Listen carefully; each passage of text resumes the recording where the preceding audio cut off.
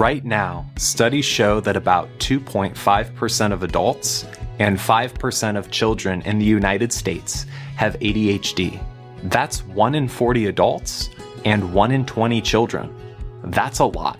These high numbers suggest that a lot of people don't know they have ADHD, or they think they have ADHD but haven't been tested for it. This is a problem because many practitioners will not provide ADHD medication unless a person has been tested and diagnosed. I'm Nicholas Amitrano, and I am a therapist at Cedar Tree Counseling.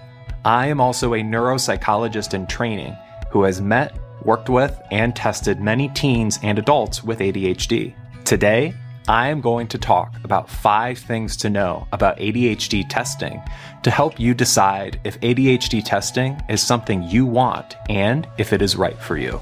We do not offer ADHD testing at Cedar Tree Counseling. Rather, we created this video as a tool to help our patients in their decision to pursue testing if needed. First, many insurance companies will cover neuropsychological testing as long as it is medically required, meaning as long as you meet a significant amount of ADHD criteria. It may not be worth pursuing ADHD testing if you have only a few symptoms, because then your insurance company may not deem it medically necessary and you will have to pay out of pocket. Second, ADHD testing involves a couple of interviews, some questionnaires, and paper-pencil tests. The paper-pencil testing portion tends to be a bit complex, so expect to test with the neuropsychologist for about 4 to 5 hours. Pack lunch, bring some snacks, be sure to stay hydrated.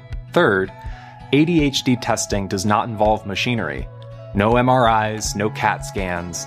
Instead, the paper-pencil tests act as a sort of brain workout. What this means is that the neuropsychologist will exercise some of your thinking abilities to help determine if how you think coincides with ADHD. Fourth, be sure to self-examine before you decide to pursue testing.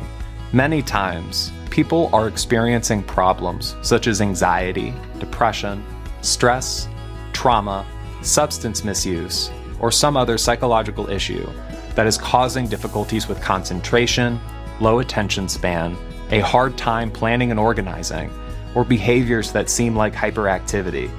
It is not always ADHD that is the problem. Fifth, your neuropsychologist will choose a time to sit down with you to go over your test results, usually 2 to 4 weeks after testing.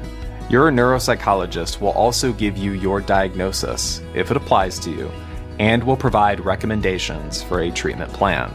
If you believe that ADHD testing is right for you, then tell your therapist so that they can make a referral to a nearby practice that offers ADHD testing.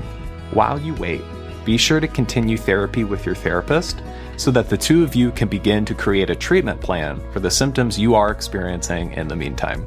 If you need extra support managing your ADHD symptoms, be sure to reach out to us here at Cedar Tree Counseling. We can help.